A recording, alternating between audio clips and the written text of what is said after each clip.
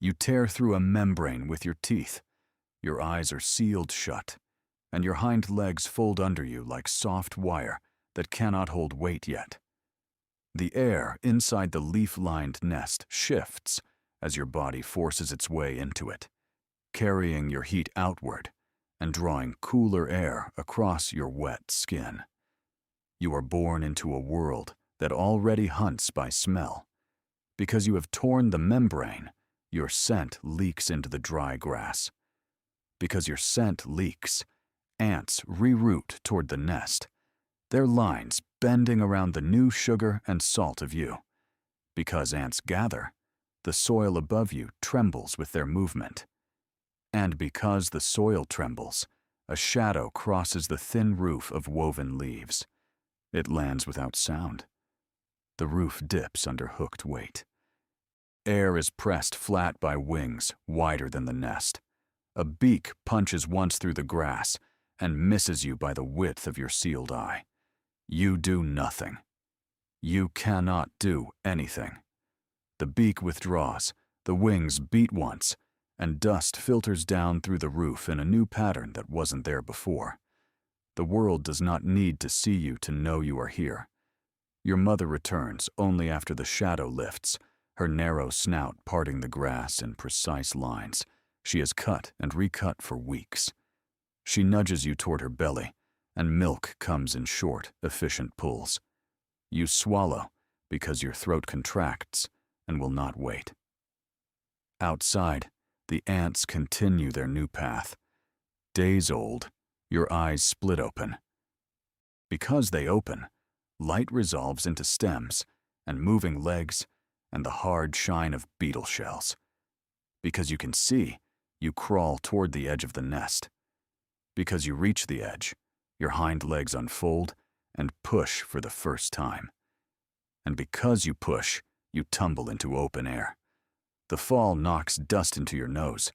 Your snout, long, flexible, already more of you than any other part, probes the ground without pause, tapping, tasting, lifting grains of sand until it finds a moving thing. You strike too early. The ant escapes. Your snout flicks again, quicker this time, and you pin it against the soil and swallow, legs splayed wide for balance. Because you leave the nest, the grass parts above you in a line that was not there a moment ago.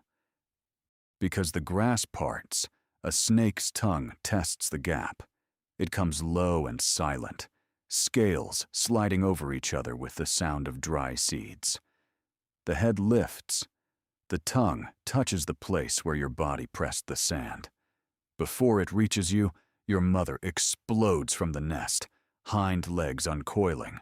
She stamps once. She lunges at the snake's head with her snout and teeth. The snake recoils, striking at empty air as she darts sideways along a narrow, cleared path you did not know existed. You freeze in the open. The snake's head passes inches above you as it tracks her movement instead of yours. She vanishes down a corridor of clipped stems. The snake follows. Then both are gone.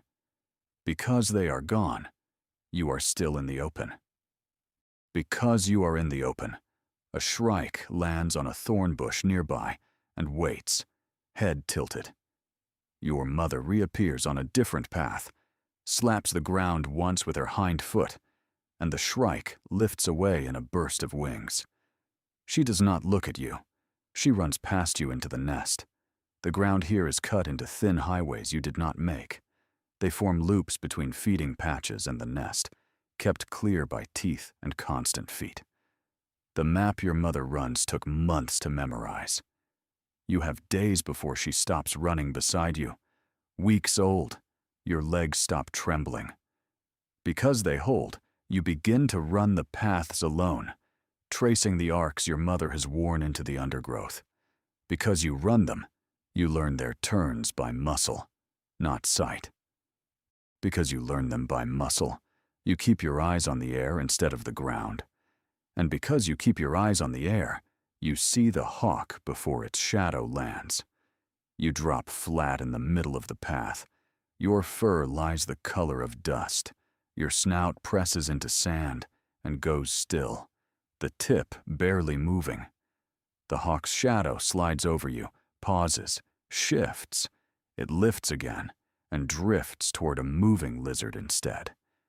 Because you survive the hawk, you chase the lizard's tail out of reflex.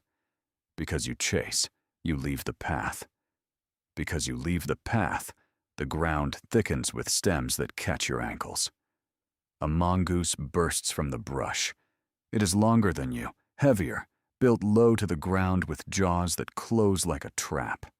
You veer toward the nearest path, but your feet tangle. The mongoose lunges. Before it reaches you, your mother hits it from the side, teeth at its ear. They roll once, a tight knot of fur and dust. She breaks free and bolts down the nearest cleared corridor. You follow because the corridor is there. The mongoose skids at the entrance to the path, claws scraping at hard-packed earth it cannot grip as well as you can. You and your mother vanish into a bend it doesn't know. Because the mongoose does not follow, you stop at the next junction and lift your snout. Your heart hammers against your ribs. Your nostrils flare wide, sampling the air for the musk of scales, or fur, or feathers. Your mother does not pause. She continues the loop at the same pace as before, stopping only to snap up a beetle that crosses her path. The paths do not widen for you, and the air above them does not promise safety. Soon, the rains will thin the grass, and the sky will see more of you than it does now. Months old, you join others like you. Because the grass thins, territories press against each other. Because territories press, you cross scent lines that are not your mother's.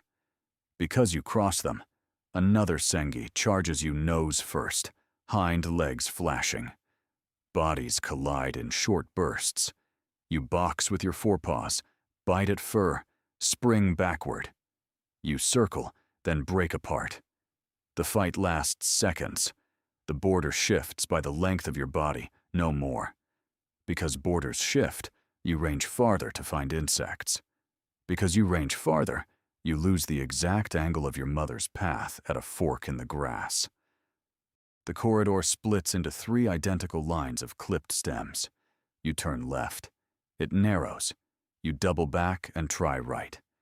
It dead ends at a fallen branch, where ants are already climbing the bark. The air carries no milk scent now, only heat and the resin of crushed leaves. You spin once in place, hind legs coiled, snout lifted high and tasting for the familiar. A call clicks from somewhere ahead. You sprint toward it. Another sengai darts across your path. You follow the wrong body for 10 strides before the scent tells you it is not yours. You cut sideways, find the central loop, and burst through into your mother's territory as she races past you without slowing. Because you hesitated, another juvenile did not. It bolts across open sand between 2 patches of cover. A kestrel drops. Talons close around its back. It kicks once. The kestrel lifts. The body swings below it for a moment, then disappears behind a ridge. By the time you reach the ridge, the air is empty, and your mother is already moving toward the next feeding patch. The group does not cluster. It does not check the sky twice. It spreads out again, each body reclaiming its own strip of ground. The soil here holds fewer insects than last week, and the sky has begun to circle lower. The world will require you to cross open ground more often. Late in the dry season, you run alone. Because insects thin, you extend your loops beyond the familiar. Because you extend them, you encounter a patch of termites swarming from a cracked mound, their wings catching on each other as they climb. Because they swarm, you forget the sky for a moment. A hawk stoops. You hear the rush of air and throw yourself sideways, hind legs driving with a force they didn't have months ago. The hawk's talons rake the dust where your spine was. You do not freeze this time. You sprint. Your hind legs are built longer than your forelegs, tendons stretching and recoiling like wound cord. Each stride doubles the last. You hit your path at full speed and take the bend without slowing because your body knows the curve. The hawk tries to follow, but must flare its wings at the first tight turn. You are already 3 turns ahead. Your lungs burn. Your snout bobs with each stride, stabilizing you, acting as a counterweight that keeps your head level while your body snaps forward. You reach the nest and dive inside. Because you escaped, another did not. A shadow passes over the adjacent path. A young male misjudges the angle and hesitates at a bend. The hawk strikes. It lifts once and is gone. You step out of the nest seconds later and resume your loop because the termites are still rising. Your body has learned the map so completely that you can run it without sight, without thought. You feed, you patrol, you repair broken stems with quick bites, keeping your highways clear. Something is coming, and when it does, the ground itself will move. At full adult size, your body is a system built for speed. You wake before the light warms the sand and run every path in your territory, clipping new chutes that threaten to narrow your corridors. Your hind legs extend and compress with practiced rhythm. Your snout sweeps side to side, detecting the faint vibrations of beetles beneath the soil before they break the surface. You pause at a junction and lift your head high. The morning air carries layers. The sharp tang of a snake that passed in the night, the faint dust of a rival male 2 loops away, the metallic scent of termites chewing deep in a mound. You choose the termites. You approach low, snout probing the cracks. You blow a short burst of air, clearing sand from a seam, then insert the tip of your flexible nose and flick out insects in rapid succession. Your forepaws rake once, widening the opening. Your body remains angled toward the nearest path, weight on your hind legs, ready to launch. A rival male enters at the far edge of your territory. You do not wait. You sprint the length of your central loop, intercept him at a choke point, and box him backward with sharp, controlled strikes. He retreats along the only exit that does not cross your scent line. By midday, your paths are clean. Your stomach is full, and no shadow has found you. You stand at the highest point in your territory and let your snout read the air in long, deliberate sweeps. Then the ground shivers. It is faint at first, a tremor that runs under your feet like distant thunder. You lower your snout and press it to the soil. The vibration deepens. Steady now, not wind. You lift your head once. You lower it again. The termites continue to rise. The tremor does not stop. 2 years old, the sky splits. Rain hits the sand in thick drops that flatten the dust and erase the scent marks you refreshed at dawn. Your nest roof sags under the weight of water. Your paths, packed hard by months of running, begin to channel the flow.